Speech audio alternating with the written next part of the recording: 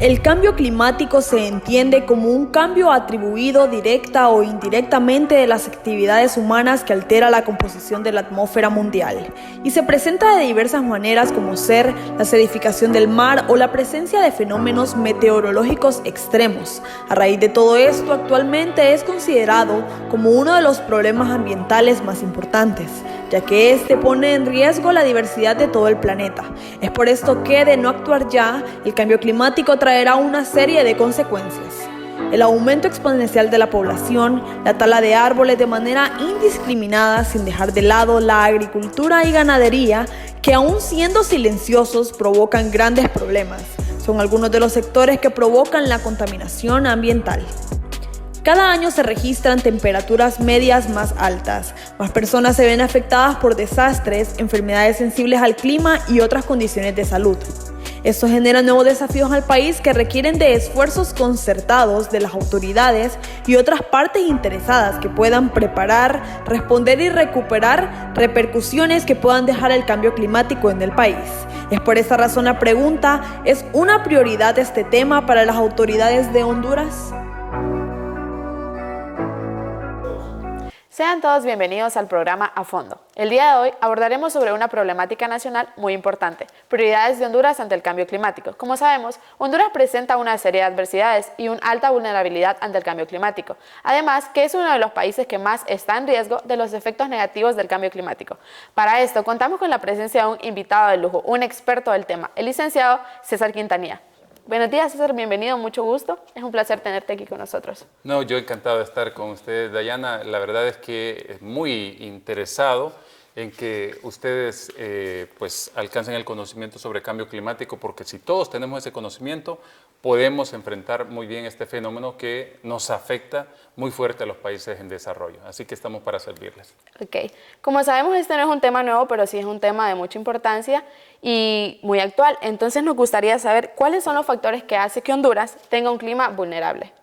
Bueno, pasan dos cosas, que Honduras en su subdesarrollo no tiene una infraestructura adecuada para enfrentar fenómenos de esta envergadura. Y cuando hablamos de fenómenos que nos afectan, casi siempre pensamos solo en huracanes. Pero no solo los huracanes, ¿verdad?, son características y consecuencias del calentamiento global y el cambio climático. También tenemos sequías, tenemos inundaciones, tenemos incendios forestales que son cada vez más agresivos justamente por el cambio en los patrones de viento. Entonces cada vez es más difícil enfrentarlos. Hay pues enfermedades nuevas, ya vimos la pandemia que nos puso tapadita la cara a todos a nivel mundial, cuánta gente perdió la vida, y esto es consecuencia justamente de la deforestación masiva. Como hemos deforestado tanto, entonces ahora los virus, las plagas fácilmente de los animales saltan a los seres humanos. ¿Por responsabilidad de quién? De nosotros mismos. Entonces eso es lo que hace que Honduras sea tan vulnerable. Donde estamos ubicados en una zona tropical, y dos, que tenemos una infraestructura bastante débil. Aunque todo el país presenta el problema, nos gustaría saber cuáles son las regiones del país a las que más golpea el cambio climático. Bueno, si hablamos del tema de huracanes, la costa norte y la zona oriental son las que están más expuestas a un impacto directo de un huracán, por ejemplo. Si hablamos de sequías, es la parte sur, en donde ha venido pues, creciendo un corredor seco.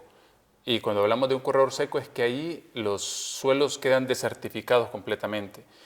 Si usted planta algo o siembra una semilla, no germina, porque son suelos que han quedado áridos, y las familias completas que vivían en esos sectores y que producían han tenido que migrar, son migrantes desplazados climáticos. Y ese corredor seco que comenzó en la zona sur ha ido creciendo y luego tomó algunos municipios del departamento de Francisco Morazán, hablamos del sur centro, sur occidente, sur oriente. Entonces casi es como un desierto que va caminando dentro de nuestro territorio, y al final, de una u otra forma, pues somos vulnerables a fenómenos tropicales como los huracanes y a sequías extremas. Y el otro factor son los incendios forestales, que hemos visto a nivel nacional cómo estamos perdiendo cualquier cantidad de recurso forestal todos los años. Pese a cualquier esfuerzo que se pueda realizar de reforestación, estamos perdiendo de 23.000 a 27.000 hectáreas de bosque anuales. Y a ese ritmo, pues vamos a perder este recurso. Ok, ¿y los fenómenos meteorológicos tienen algo que ver con esto del cambio climático? Sí, es que los fenómenos meteorológicos siempre han existido. El problema es que como el planeta se está calentando, entonces los gases de efecto invernadero, que antes eran naturales, ¿verdad? Como las erupciones volcánicas, entonces permitían que se diera un efecto invernadero natural, pero ahora es un efecto invernadero antrópico, que es casi creado por el hombre, porque desde que descubrimos los combustibles fósiles y que nos comenzamos a desarrollar a nivel mundial en el tema industrial, entonces comenzamos a emitir en cantidades y todos los sectores emiten, el sector transporte, el sector agricultura, el sector ganadería, el sector energético. Entonces estamos hablando con usted, Dayana, y son millones de toneladas de dióxido de carbono que están viajando a la atmósfera y crean un efecto invernadero aumentado por el hombre. Entonces toda la radiación infrarroja no puede salir, está atrapada y está haciendo como un efecto rebote y el planeta se calienta. Y los fenómenos meteorológicos que siempre han existido, entonces se vuelven agresivos. Digamos, los huracanes siempre han existido, pero ahora son más frecuentes y más violentos. Ok, sabemos que las consecuencias que deja esto del cambio climático son bastante negativas, pero un sector que es bastante golpeado es el sector agrícola. Entonces queremos saber si es bien directa el golpe ¿Del cambio climático? del cambio climático. Sí, sí es bien directo porque ha sido un sector irresponsable también, porque pues lastimosamente se le cambió el uso al suelo. Un suelo que, digamos, era forestal, se corta el bosque y ahí se pasa a sembrar otros productos. El café, por ejemplo. El café ha venido a hacer un daño terrible. Muchos nos sentimos orgullosos porque decimos tenemos café de exportación, café de altura, el café de Honduras es uno de los mejores. Pero ¿qué costo estamos pagando por cultivar el café? El café ahora con el calentamiento global, por debajo de los 1000 metros sobre el nivel del mar, se les está quemando el grano. Entonces, ¿qué hace el productor de café? Va cambiando bosque y subiendo, sembrándolo un poco más alto. Y es un sector también que no se hace responsable de pues todas sus consecuencias, ¿verdad? Ellos tienen aguas mieles totalmente contaminadas y nadie se hace responsable. Esas aguas mieles entran al subsuelo, llegan a las fuentes subterráneas y terminamos nosotros bebiendo agua totalmente contaminada.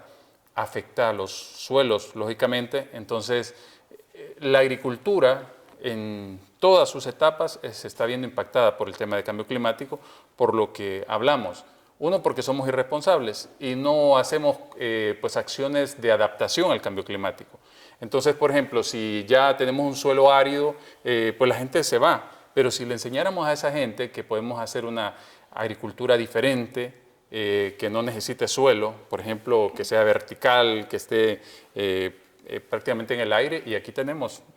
Aquí en Tegucigalpa mismo tenemos varios ejemplos de personas que comenzaron a emprender con esa agricultura aérea y ahora están abasteciendo los mercados, los supermercados locales.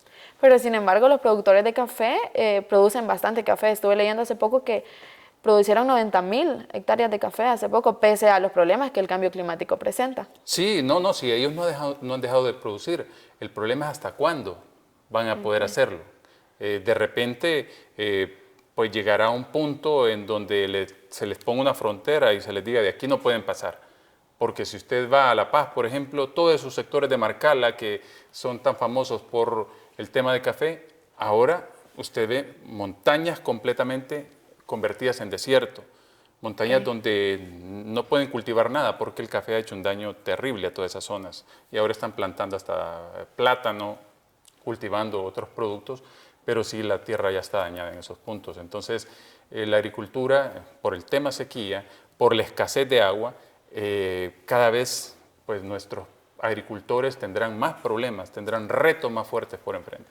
Este es un problema también que afecta mucho a la salud de los hondureños, los cambios que deja esto del cambio climático. ¿Qué medidas ha implementado o va a implementar el Estado para mejorar?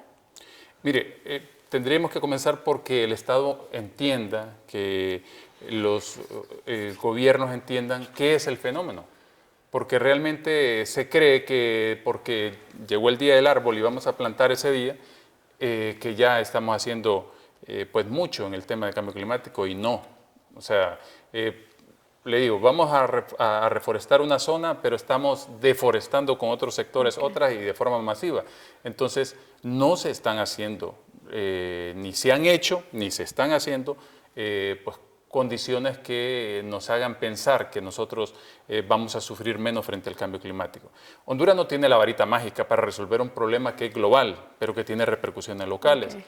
Entonces, como no tiene esa varita mágica, tiene que, más que hacer acciones de mitigación, que tiene también su responsabilidad de emisiones, pero es de 0.03%, que es muy bajo, debe hacer acciones de adaptación. Y esas acciones de adaptación no se hacen. Basta con ver en los gobiernos el presupuesto y usted se fija ahí cuáles son las prioridades de gobierno. Ahí no aparece cambio climático. No. Yo soy un asiduo recurrente a las cumbres de cambio climático y ahí se le dice a los gobiernos que tienen que sus presupuestos alinearlos con el tema de cambio climático, porque puede tener una gran planificación que va a desarrollar su país y todo, pero llega un fenómeno extremo y le tira el desarrollo 20 años atrás. Entonces es un tema transversal, que así se debe manejar el cambio climático. Como usted nos comentaba, esto era un problema mundial. Estaba leyendo hace poco que decía que el 91% de los países de Latinoamérica no cuentan con educación ambiental. Entonces eso me parece que también podría ser una medida que podría implementar Honduras aquí. Sí, es que el paso número uno es educar. Yo le digo particularmente, yo me he comprometido a educar a la mayor parte de personas y más enfocarme en niños y jóvenes, porque son los herederos del planeta y son los que pueden hacer un cambio. Entonces, con estos niños, yo he escrito 3 libros y ahora mismo pues estoy a las puertas de poder hacer una donación junto a una fundación que me está apoyando, porque nunca al escribir estos libros quise que los libros los comprara un niño o un joven, sino que los recibiera gratis y que fuera compensado por las empresas y más aquellas que son altamente contaminantes, ¿verdad? Porque el sector privado se hace de la vista gorda, es el que más se llena los bolsillos de dinero a costa de nuestros recursos finitos y no finitos, ¿verdad? O sea, el capital natural lo tiene el sector privado, pero tiene que compensarlo. En Europa, esta botellita de agua, por ejemplo, si yo tomo esta botellita vacía y la tomo de un río, para consumo no hay problema, pero si lo tomo para hacer negocio, tengo que compensar 3 veces lo que tomé para hacer negocio. Y aquí en Honduras no, aquí es libertinaje completo. Más plástico. Bueno, también nos gustaría saber, aparte de la deforestación, que sabemos que es un problema que Honduras presenta bastante, ¿cuáles son las amenazas principales que nos deja a nosotros como país el cambio climático? Bueno, el tema de deforestación casi no es una consecuencia del cambio climático, sino que más bien es una irresponsabilidad de nosotros, ¿verdad? Quizás para enfrentarlo deberíamos de tener un país completamente verde, porque al final el bosque es un sumidero de carbono, atrapa dióxido de carbono y lo tiene secuestrado. Además, los bosques, pues ya sabemos que nos están convirtiendo el dióxido de carbono en oxígeno, que están filtrando el agua y dan vida, mantienen los acuíferos, pues nos tienen el agua dulce que es vida para nosotros. Entonces, creo que aparte de todo esto que usted me pregunta, tenemos que cambiar el chip a cada persona en su casa. Cada uno podemos hacer, ¿verdad?, desde casa muchas cosas. Por ejemplo, el reducir el consumo de agua, no malgastarla. Nosotros, como le pongo el ejemplo de nosotros los varones, tenemos el hábito de abrir el grifo y estarnos rasurando y estamos botando cualquier cantidad de litros de agua. Nos estamos bañando igual, nos estamos restregando y sigue abierta la llave. Sigue abierta la llave. ¿Y qué cuesta nada más hacer un cambio en el hábito, verdad? Entonces, reducir el consumo de agua, reducir el consumo de energía, reducir el consumo de productos que vienen del extranjero, porque hay veces que por lucirnos vamos a un supermercado y decimos, voy a llevar este queso suizo, pero ese quesito suizo que me lo voy a ir a comer en un minuto trae una larga huella de carbono, donde se produjo, la fábrica donde se produjo, cuánta energía se quemó, cuántos barriles de petróleo se quemaron, ¿verdad?, para que funcionara esa industria, y luego el transporte desde Suiza hasta nuestro país. Entonces lo mejor es consumir productos locales que tengan una huella de carbono corta y de esa forma podemos estar aportando mucho porque el cambio climático es un tema de vida o muerte y tenemos que entenderlo. Hasta el Consejo de Seguridad de la ONU lo ha dicho. Ya no son las bombas atómicas la amenaza mundial número 1. La amenaza número 1 ahora a nivel mundial es el calentamiento global y su consecuencia directa, el cambio climático. Ya vimos que Honduras tiene bastantes desafíos, entonces nos gustaría saber si Honduras ha hecho algún convenio para poder arreglar esta situación. Bueno, Honduras es parte del Acuerdo de París. El Acuerdo de París es el único acuerdo en donde se ha logrado que al menos 200 países se comprometan a enfrentar el cambio climático, a hacerse cargo responsable de sus emisiones y además de sus emisiones también a hacer acciones de adaptación.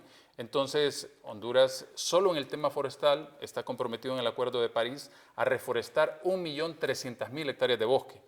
Y si yo le estoy diciendo que todos los años estamos perdiendo de 23.000 a 27.000, no se está logrando el objetivo.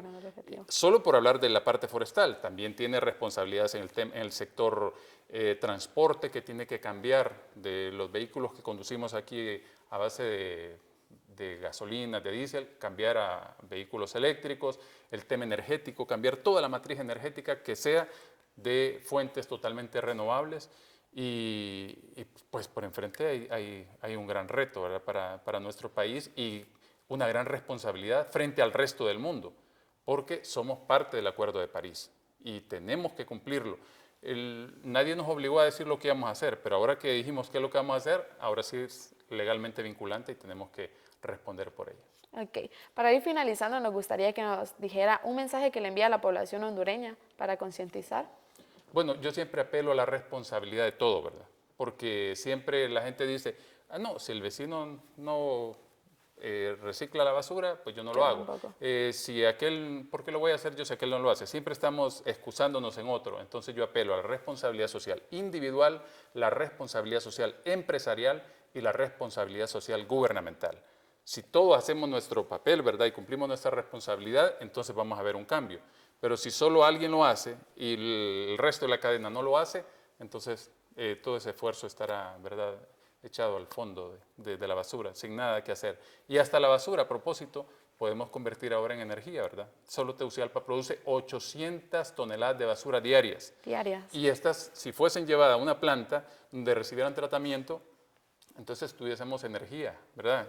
Combatiríamos la contaminación y tendríamos energía renovable, pero no, estamos botándola a cielo abierto y contaminando todo. Bueno, ok.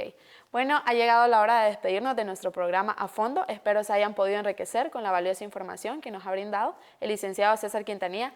Licenciado, muchas gracias por compartir este valioso tiempo con nosotros y por enviarle un mensaje a la población hondureña para que podamos poner un granito de arena para mejorar la situación en el país. Gracias, Dayana. Muy amable y les motivo para que sigan interesados en este tema que al final nos atañe a todos. Okay.